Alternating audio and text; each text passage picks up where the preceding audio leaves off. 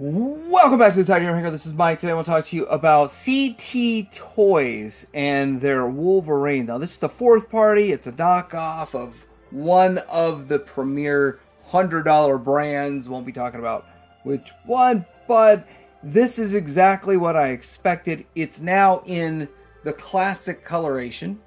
I paid $30 at Gundam. I will have a link down below where you can get yours. Remember, TH in the reviewer code helps out the channel. But with that, I already got the brown version. Now this is like the blue version.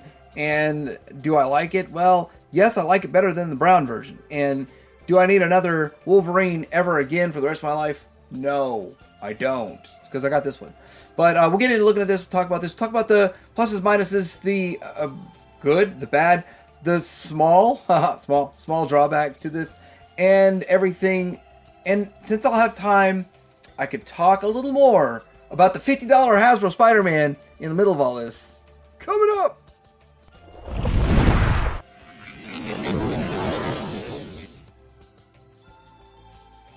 Alright, here's the packaging. Let's get it into frame. I do like how it looks like a comic book. Kind of looks like it's got the window there so you can see the packaging. You can see the figure through the packaging. And I always like that, especially at retail. Closed box packaging is not the best. You can also see all the head sculpts and stuff that's in there. And from the back, you can see all the different poses, angles, and stuff. That's how it goes. Looks pretty good. And I guess matches the original. Alright, so here he is right directly out of the packaging. And I like the colors. Again, this is the reason I picked this one up, even though I have the other version.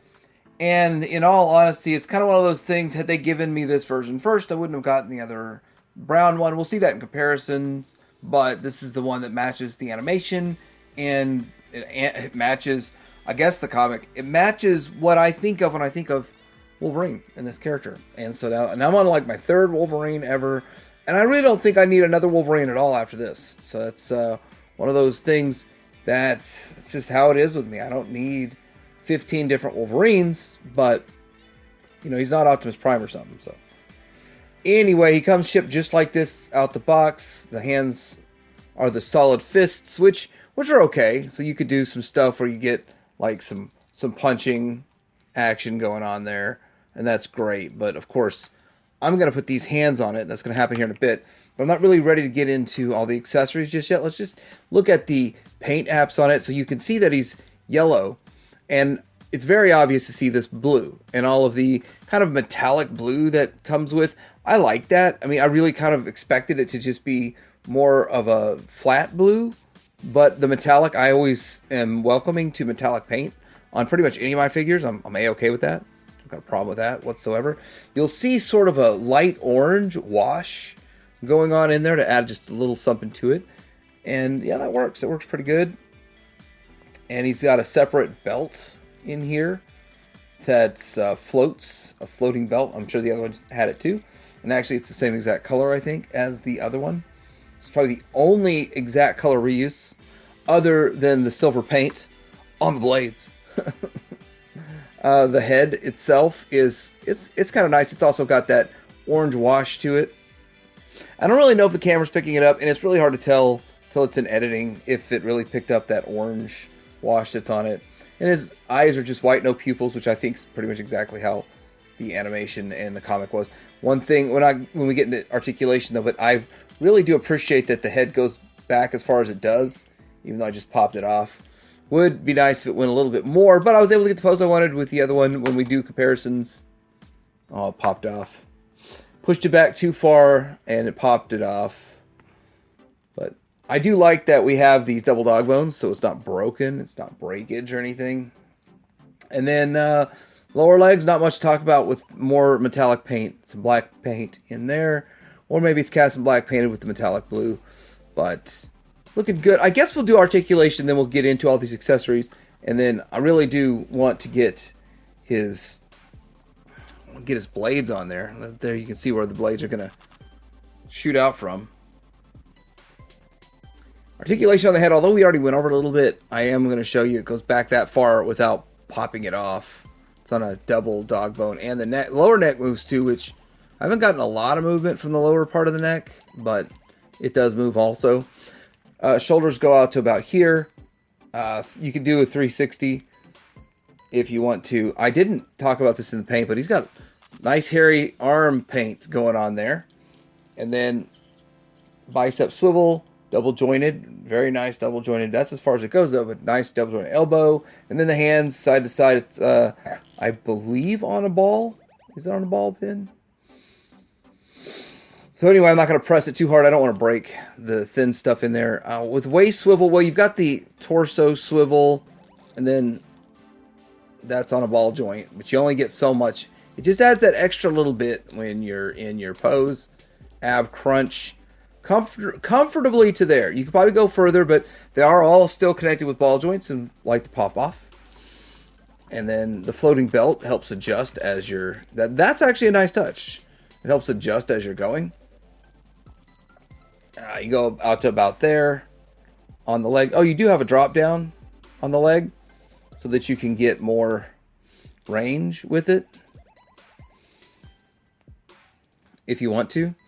So using the drop down, not breaking it, Mike, to get a little bit more range out of that. But let's get it adjusted back in there. And then you got the thigh swivel. It goes to the back only about that far. Not as far as I would like. And I'm sure I could press it harder, but I'm not really into all that. You do have the thigh swivel and then double jointed knee, which is very important. And then the foot, you have toe articulation side to side and up and down. And the up and down is a little, there it goes. Well, it's kind of tight actually, which you do want your ankles to be tight so it'll hold in whatever wacky pose you want to put them in.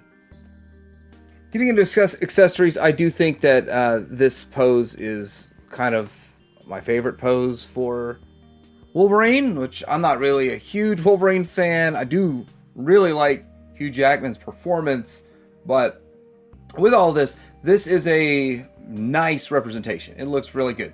And these hands here, you got to have these bladed hands. They're the same as with the other one, but they look really good as this character. And I'm not really into comparisons yet, but as you can see, the paint's a little bit different because it's metallic versus kind of a flat. And yeah, I got them both in that pose. My display is going to have him pose like this and then him standing behind it, which I think would be pretty good for a display.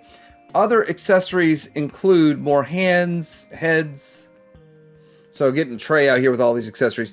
You have this head, the unmasked head, and then you can have him holding his mask if you want. You know, he can hold his mask and his unmasked head. That kind of goes hand in hand. We've got this one here, so I will swap it out. I don't know how beautiful this is going to be. Oh, that was easy. I thought it was going to pop out of the bottom and I was going to have to pull that out. There it is. I like this head sculpt better. Yeah, he's going to get after some action. But then it kind of makes me think I'd want to go back and put this guy's head sculpt on and dig the box out. It's not going to be fun. Anyway. Also, we have opening hands here. And there they go. They open. And like grabbing, reaching kind of stuff. Which I don't need. I need that. And so with all the accessories, this is all I need. So let's get into comparisons. All right, one last thing is the stand. No need to open it and put it together. I've got one for Spidey. And I won't be using it for him. But this stand, it does kind of suck with these connections. Want to pop off all the time. But if you want to put them in a stand, you know, there's the stand. It sucks. It's probably better if you have them in like a different kind of pose where he's doing something. And yeah, but it's not a good stand in my opinion.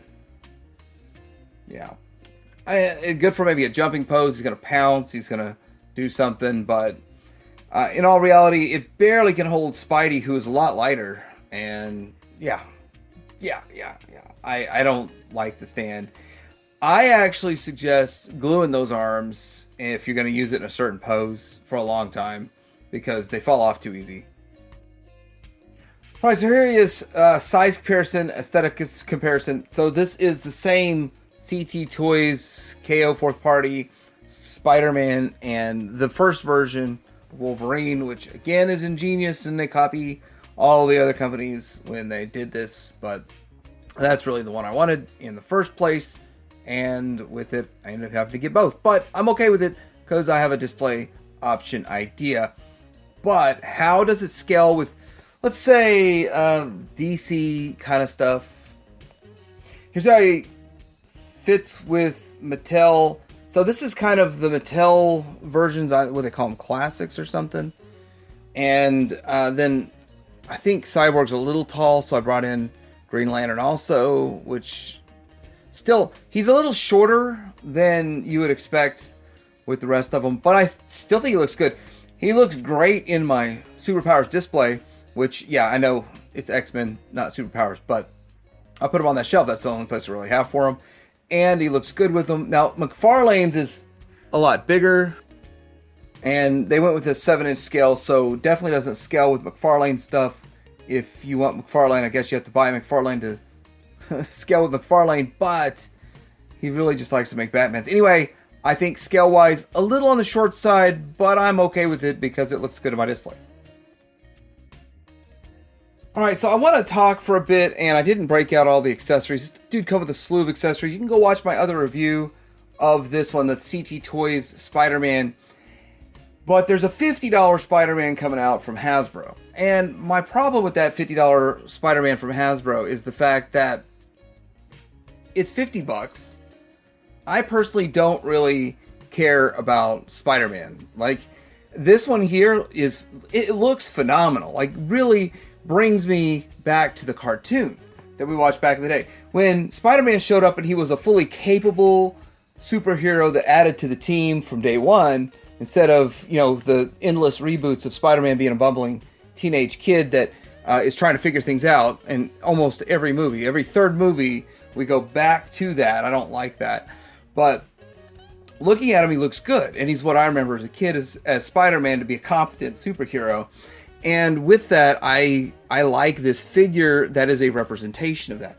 Now, what's going to go on with this $50 one? Yes, it's going to have articulation. Will it have the same level of articulation as this? Will it have more articulation than this? I don't really see it having more articulation than this. Is it going to be better than the other ones we got? So for $30, I feel like I got a much, much better value out of this one. I don't know if it's still available on Gundam or not. I haven't checked, but the $50 one, I have no interest in it.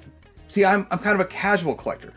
Now, the hardcore collectors are buying them up, and they're going to buy them up now. But when they do the repaint to look like this, because the first one is darker blue and there's all this stuff, you know they're going to repaint that mold, and they're going to put it out like this. So when they put it out like this with the repainted mold, and then maybe they even up the price to $60, is that one going to sell out too? And is the third, fourth, and fifth time they use that mold going to sell out? Like, it's not like this is a HasLab, like, hey, we're only making this one time, and you'll never get a chance to get this again. So you know to expect a recolor coming.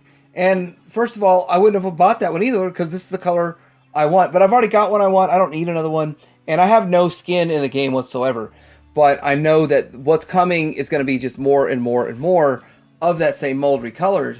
I want to point out that this guy came with a slew of accessories. And this is all I feel like I really need to display him with. If I display him with a whole lot more, it just looks like you're putting accessories on them just because you have them, just to use them. So they're packed in a box in storage, and I got to go to storage to get them.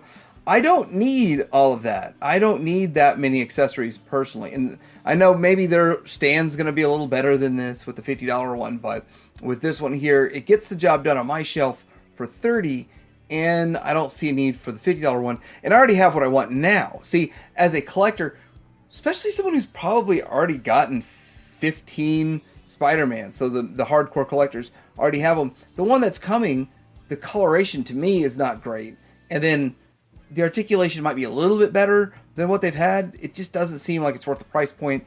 But anyway, I'm not in on that one because I got this one. Always fun time for a rant, right? Okay, so anyway, I got my ideas of Spider-Man out. But looking at Wolverine, this is a good figure, solid figure, exactly like the other one, except for different paint schemes. So I knew what I was getting. I mean, you know what you're going to get in the end, and it's really not a surprise, not a shocker. I am happy that the quality is still there. I've heard people reporting they've broken stuff on these CTs. I've not broken anything. Now this is my fourth figure to get. Haven't broken anything on these CT figures. They're pretty solid. Then again, I am very gentle with mine. I'm not rough with them either. So if I was rough with them, I could probably break them. Don't want to do that. But I did get this at Gundam It. I will have a link down below where you can get yours for $30, 29 and some change or something. And let me know what you think about this figure. Let me know what you think about the Spider-Man situation. And are you going to pick up one of these, or any of these CTs, or are you in on like the $50, $60 expensive ones, or do you buy these when they're $100 from the official? Like, subscribe, Teddy Ringer out.